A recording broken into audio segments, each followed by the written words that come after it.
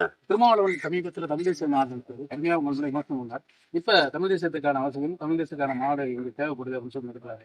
குறிப்பா நீ கல்யாணம் வரைக்கும் உங்களுக்கு பாரு இல்ல அந்த இப்ப எங்க அண்ணன் மேல வைக்கிற விமர்சனங்கள் எல்லாம் அது வந்து நான் காயப்படுவேன், கஷ்டப்படுறது. அண்ணன் தானே பேசுறா, பேச்சு போட்டுருவாங்க. அவர் சொல்ற கருத்துல நல்ல கருத்து இருக்கும்போது தலைவர்கிட்ட நான் பேசும்போது நம்மளை இப்படிலாம் விமர்சிக்கிறாங்களே, விமர்சனம் அது வெறும் சொற்கள் தானப்பா. நம்மளை காயப்படுத்தும் கற்கள் ஒண்ணும் இல்லையே. வைரக்கற்களை விட்டு எறிந்தால் எடுப்போம், வெறுங்கற்களை விட்டு இருந்தால் தடுப்போங்கிறப்பல எங்க அண்ணன் எங்க மேல வைரக்கற்களை விட்டு எறிஞ்சான்னு வச்சுக்கோங்க, வணங்கிட்டு கொஞ்சம் எடுத்துருவோம். புரியுதா? வெறுங்கற்களை விட்டு இருந்தா அண்ணன் தானே எறிகிறாருன்னு வழியை தாங்கிட்டு போவோம். இவ்வளவுதான். இது போய் பிரச்சனை கிடையாது. என்ன இருந்து சொல்லணும், ஒரு பொது தளத்துல தேவேந்திரரையோ ஆதி தமிழ் குடிகளையோ பொது தொகுதியில நிறுத்த முடியல இவங்களால. இதுவரை திமுக நிறுத்தி இருக்குன்னு சொல்லுங்க. ஜெயலலிதா அம்மாவாவது நிறுத்திருக்காங்க. ஒரு ஆதி குடியை ஒருத்தவங்க தாழ்த்தப்பட்ட ஒருவனை, புறந்தள்ளி வைக்கப்பட்ட சமூகத்துல ஒருவரை தனவாளத்துக்கு சபாநாயகராக தலித் எழில்மலையை போய் தூக்கி பொது தொகுதியில நிறுத்து வெல்ல வச்சாங்க. அதே இது ஆகப்பெரும் ஆற்றலா இருக்கிற ஒரு ஆண்டவர், தமிழ் சமூகத்தின் ஒரு பெருமைமிக அடையாளமா இருக்கு ஆராசா. அவரோட அறிஞர் பெரம்பூர் தொகுதியில நின்று வந்தாரு, தனி தொகுதியா இருந்தது. வெறும் பறையர் வாக்குல தான் வென்றாரா எங்க அண்ணன்? மற்ற சமூகம் எல்லாம் போடலையா? அப்படின்னா பொது தொகுதி ஆன பிறகு நின்னா வென்றுவார்ல. எதுக்கு நீல அறிக்கை அனுப்புனீங்க? இதான் உங்க சமூக நீதி. அப்ப நாங்க தமிழரா பாக்குறவரை நீங்க தாழ்த்தப்பட்டவரா பாக்குறீங்க. அப்படித்தானே இருக்குது உங்க கோட்பாடு. அப்ப நீங்க பார்ப்பன பெண்ணுங்கிற ஆரிய பெண்ணு ஜெயலலிதா அதே பக்கத்து தொகுதியில திருச்சியில தலித் எழில்மலையிலே நிறுத்தி, எப்படி எழில்மலை இல்ல தலித் எழில்மலையே நிறுத்தி பொது தொகுதியில வென்றாங்க அதே பாராளுமன்றத்துல. அப்ப இது மாறுதல்ங்கிறது எங்க இருந்து வரணும்னு இருக்குல்ல. அதனால நாங்க பொது தொகுதியில ஆதிக்குடிகளை நிறுத்துவது, தேவேந்திரரை நிறுத்துவதெல்லாம் ஒரு சமூக மாறுதலுக்காக. வெற்றி தோல்வியதை அப்பாற்பட்டது. பெண்களுக்கு இவ்வளவு கொடுத்துட்டா அது வெல்லணுமே, கொடுத்தாதுன்னா கொடுத்துதான் வெல்ல முடியும். சரி வெல்ற நீங்க கொடுங்கல்ல, நீங்க கொடுங்கல்ல. அதனாலதான் நாங்க இந்த கல்வி தகுதி, சமூக பிரதிநிதித்துவம், சோசியல் இன்ஜினியரிங்கிறாங்க, அது எந்தெந்த சமூகம் இதுல நிராகரிக்கப்பட்டிருக்கு, புறக்கணிக்கப்பட்டிருக்கு அவங்களுக்கெல்லாம் கூடுதல் வாய்ப்பு. இப்ப முத்தரையர், கோனார், உடையார், இந்த முதலியார், பிள்ளை, இந்த மாதிரி நமக்கு இந்த சமூகங்கள்ல குறைந்த அளவு தான் அரசியல்ல வாய்ப்பு பெறுது. அதுக்கெல்லாம் அதிகப்படியான இடங்களை நாங்க கொடுக்குறோம். உங்களுக்கு புரியுதுன்னு எங்களுக்கு இருக்கிற நேர்கிடி பெரும்பான்மைக்கும் குறைஞ்சிடக்கூடாது, புறக்கணிக்கப்பட்ட மக்களையும் விட்டுறக்கூடாது. அதெல்லாம் செஞ்சு ஒரு வேட்பாளரையும் விதை நெல் போல பொறுக்கி எடுத்திருக்கேன். நீங்க 21ஆம் தேதி பாக்குறீங்க. பொது தொகுதியில நிறைய இடங்கள் அது பெரிய போட்டியா சவாலாகவும் தைரியமா எடுத்திருக்கீங்க. இது ராஷ்டிர சேவையத்தை எங்களுக்கு குறைக்காதா? மற்ற கட்சியில் இதை பார்த்தா பயப்படுறாங்க, குறைக்காதுன்னு நினைக்கிறது இல்ல. இப்ப அதுல நீங்க நல்லா கவனிச்சுக்கணும். நான் 21ல 16 தொகுதி, 16ல 22 தொகுதி, 16ல இப்படி நான் கொடுத்துருக்கேன்னு நானும் சொல்லல, என் பிள்ளைகளும் போய் சொல்லல, வேட்பாளர்களும் சொல்ல. ஆனாலும் 21ல அவங்களுக்கு அந்த புரிதல் வந்ததுனால நீங்க என்னுடைய வாக்கு இதுகளை எடுத்து பார்த்தீங்கன்னா எங்கெங்கே பொது தொகுதியில ஆதி தமிழ் குடிகளை தேவேந்திரரை நிறுத்தினாங்க அங்கெல்லாம் எனக்கு வாக்காதீங்க. இப்ப அதனால நான் பாதிப்படைகிறேன்னா இல்ல வளர்றேன்னா? புரியுதா? அதுல பெண்களை ஆதி தமிழர் தொகுதியில பொது தொகுதியில நிறுத்திருக்கேன்ல, அதுல வாக்காதீங்க. இப்ப அது மக்களுக்குள்ள மாறுதல் வருது. இப்ப நம்ம ஒரு போட்டின்னு வருது. இப்ப ஒரு வச்சுக்கிறது, இப்ப ஆதி தமிழர்களுக்கும் தொகுதி இருக்கு. 4 கட்சி போட்டிட்டா 4 ஆதி தமிழர் தான் போகணும். ஆனா அந்த வாக்குல கட்சி வெல்லாது, அந்த வேட்பாளர் வெல்ல முடியாது. மற்ற சமூகம் எந்த ஆதி தமிழரோட இணைய போகணும், புரியுது? அதுலதான் வெல்லும். இப்ப நான் ஒரு தொகுதியில மரவரை போடுறேன், எல்லாரும் மரவரை போடுறேன். அப்ப நான் எந்த மரவரோடு தேவேந்திரர், நாடார், கோனார், ஆதி தமிழர், பிள்ளை, முதலி இதெல்லாம் இணைதோ அதான் முத்தரையர் எங்க இணைகிறாரு, உடையார் எங்க இணைகிறாரு, எங்கெங்கெல்லாம் தமிழ் சமூகம் போய் கூடுதோ அதான் வெல்லும். அப்ப புரியுது அவங்களுக்கு. அதனாலதான் நாங்க இதை பற்றி யோசிக்காம செய்யறோம். இப்ப திருப்பூரூர்ல எங்க ஐயாவை நிறுத்திருங்க, அம்பேத்கர் ராஜன் எல்லாம் சும்மா இல்ல. அதுல அது எனக்கு ஒரு 15 நாள் 20 நாள் யோசிச்சு கொண்டு போய் நிறுத்துறோம்.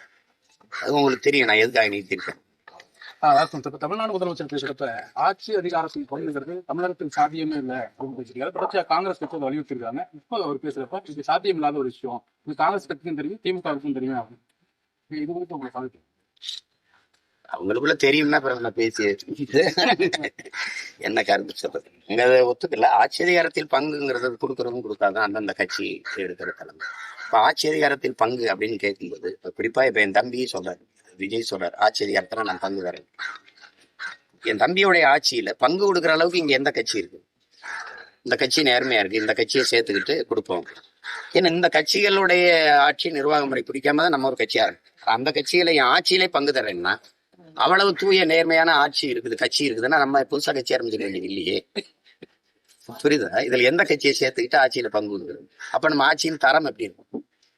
இது எல்லாமே ஒரு குற்றச்சாட்டுக்கு ஆளாகி இருக்கிற கட்சிகளா இருக்கு. இந்த கட்சிகளை சேர்த்துக்கிட்டு என்ன பண்ணும்? இப்ப காங்கிரஸை சேர்த்துக்கிறாருன்னு வச்சுக்கிறோம். ஆட்சியில பங்கு கொடுக்குறாரு. இந்த ஊழல்ல சொல்ல முடியுமா? இல்ல மாநில உரிமைகளை பேச முடியுமா? இல்ல எந்த இதை பேசுவீங்க காங்கிரஸ் வச்சுக்கிட்டு? இதான் ஐயா சொல்றது ரொம்ப தாமதம். அவங்க ஆட்சியில பங்குன்னு கேட்டாங்கல்ல, கொடுக்குற கட்சிக்கு போங்கன்னு சொல்லி இருந்திருக்கணும். இப்ப புரியுதா? அதை நானா இருந்தா நம்ம சொல்ல போறது இல்லை. அப்ப அதை அப்பயே சொல்லி இருந்திருக்கணும். ஆட்சியில எந்த கட்சி பங்கு தருதோ அங்க போயிட்டு வாங்க, எங்களுக்கு ஒன்றும் அதுல மறுப்பில்லை எதிர்ப்பில்லைன்னு சொல்லியிருந்தா அமைதியா இருப்பாங்க.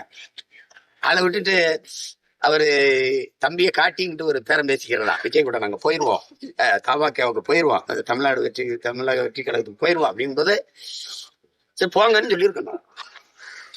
அது சரி, அது அவங்க பெரியவங்க எடுக்கிற முடிவு, நம்ம அதுல சொல்ல முடியாது. கருத்து மாநாடு வந்து அது ஒரு உணர்வு எழுச்சியோட நம்ம ஒன்று கூடும்போது நமக்குள்ள ஒரு பெரிய உற்சாகம், அதோட நம்ம களத்துல போய் தேர்தல் களத்துல வேலை செய்யும் போது நமக்கு ஒரு அதிக நம்பிக்கையும் ஒரு ஆற்றலும் கூட வரும். அப்ப நம்ம இவ்வளவு பேர் இருக்கிறோம் அப்படின்னு இருக்குல்ல, அது எப்பவுமே ஒரு பார்க்கும்போது இவரை சந்திக்கும் போது நம்ம எல்லாம் சேர்ந்து வேலை செய்யணும் மீது ஆர்வம். அதுக்காக தான் இந்த மாநாடு எங்களுடைய நோக்கம். இரண்டாவது, இங்கே தமிழன் வந்து இதுவரை தான் சார்ந்த சாதிக்கு துடிப்பான், ஏற்றிருக்கிற மதத்துக்கு கட்சிகளுக்காக துடிப்பான், வணங்குகிற சாமிக்கு கூட துடிப்பான்.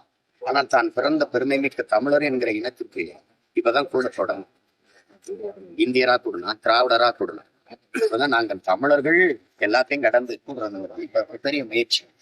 அதுல வந்து இந்த இவங்களுக்கு தான் கூடும் இல்லை, இன உணர்வு மான உணர்வு கொண்ட தமிழ் மக்கள் நாங்களும் இன்னும் பெரிய கூட்டம் இருக்கிறோம் அப்படிங்கிறத காட்டணும்ல. அதுக்குதான் ஒரு ரூபா காசு கொடுக்காம சாராயம் சாப்பாடு எதுவும் இல்லாம என் பிள்ளைகள் வந்து கூடுவாங்க, பார்க்கத்தான் போறீங்க. அப்ப எல்லா தமிழனுக்கும் உணர்வு செத்து ஒண்ணு போயிருக்க இன்னும் இருக்க உலகத்துல இந்த தமிழ் இனம் அடிஞ்சு போயிடுச்சு அவ்வளவுதானே எவனும் நினைக்க முடியல இருக்கும். இன்னும் அதாவது ஐயா இறைவன் சொல்றாரு, அடிபட்ட புலியும் அடிமைப்பட்ட இனமும் எழுச்சி கொள்ளும் போது எவனும் எதிர்நிக்க முடியாதுங்க. நாங்க அடிமைப்பட்ட இனம் மட்டும் இல்ல, அடிபட்ட புலியும் கூட. அப்ப எப்படி எழுச்சியா திறந்துங்கிறது உங்களுக்கு தெரியும். அது எங்களுக்கு பொருளாதார வலிமை இல்லாதனால முன்கூட்டியே இதை தகவல் கொண்டு போய் சேர்த்து உங்களை மாதிரி இப்ப ஊடகத்துல சொல்லி இங்க நடக்குது, இதெல்லாம் கொண்டு போக முடியல. இப்ப முன்கூட்டியே அறிவிச்சிருந்தா உலகெங்கும் இருக்கிற இன சொந்தங்கள் வந்து அனுமதி, உள்நுழைவு அனுமதி பெற்று வர முடியும். இப்ப திடீர்னு அறிவிச்சுட்டேன், உங்களுக்கு தெரியும். 7ஆம் தேதி அறிவிச்சோம், அதுக்குள்ள காலம் பத்தல. 2வது தேர்தல் தேதிக்கிறோம், தேர்தல் கிட்டத்துல வைக்கிறது இன்னும் கொஞ்சம் உற்சாகமா இருக்குங்க. அதுக்குதான் நம்ம 21ஆம் தேதி தள்ளி வச்சிருக்கோம். அதனால இல்ல, உலகங்க இருக்கிற தமிழர்கள் இங்க வர முடியலனாலும் எனக்கு என்ன சொல்றது, எங்க இருந்தாலும் எங்களை வாழ்த்துவாங்க. இதுல இது வேட்பாளர்கள் தேர்வுல வந்து நாங்க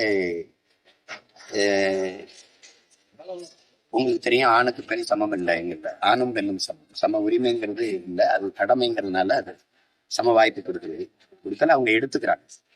2வது, நிராகரிக்கப்பட்ட தமிழ் சமூகங்கள் இருக்கு இங்க. உங்களுக்கு வேற இனத்தவர்களுக்கு கூட இங்க அரசியல் அதிகாரமும் அங்கீகாரமும். எங்களுக்கு வந்து ஒரு வேளா இருக்கு, கைவினை பொருள்களை செய்யற எங்க குயவர்கள் இங்க வேளா இருக்கும், மருத்துவர் குலத்தில் அதாவது இந்த முடிதிருத்துற பணியை செய்யற மக்களுக்கும், சலவை தொழிலை செய்யற எங்கள் வண்ணார் எங்க குடியிருக்கோம், இப்ப பண்டாரம் ஒரு தச்சரு, இந்த மாதிரி உங்களுக்கு இல்லை, இதுவரை இல்லை. விடுதலை பெற்ற இந்தியால இந்திய கட்சியோ அல்லது திராவிட முற்போக்கு பெரிய சமூக நீதியெல்லாம் பேசின கட்சிகள் கூட எங்களை செய்யுது. எங்க வாக்குகளை வாங்கிக்கிட்டு எங்களை அனாதை, எங்களுக்கு அரசியல் அதிகாரமற்ற அடிமைகளாக தான் நடக்குது. உங்களுக்கு தெரியும், இந்த நாட்டுல முடிதிருத்தங்கள்ல தான் அரசியலே பேசுனாங்க. யாராவது ஒருத்தர் மாமன்ற உறுப்பினர், சட்டமன்ற உறுப்பினர், நாடாளுமன்ற உறுப்பினர் ஆயிருக்காரா சொல்லுங்க? இந்த நாட்டுல விஸ்வநாதாசை விட தியாகி உண்டா? இந்த நாட்டு விடுதலைக்கு இப்ப 29 முறை சிறைக்கு போன வெள்ளக்காரங்க இருக்கு. ஆயிரக்கணக்கான நாடகங்களை போட்டு விழிப்புணர்வு ஏற்படுத்திய ஒரு தியாகி. அவர் வம்சாவளிக்கு எங்களுக்கு என்ன இருந்தது? அவர் நடத்தணும்னு நினைக்கிறார். அந்த மாநாடு தமிழர்கள் எழுச்சி மாநாடு, தமிழ் தேசிய எழுச்சி மாநாடு நடத்துறது, அது வந்து எங்க அண்ணனுக்கு வலிச்சே இருக்குது இல்லையோ, அது எனக்கு உறுதியா வலிச்சே இருக்கும். அதுல எங்க அண்ணனுடைய மாநாட்டை நான் வரவேற்க அதுக்கு நன்றி சொல்ல கடமைப்பட்டிருக்கேன். நன்றி.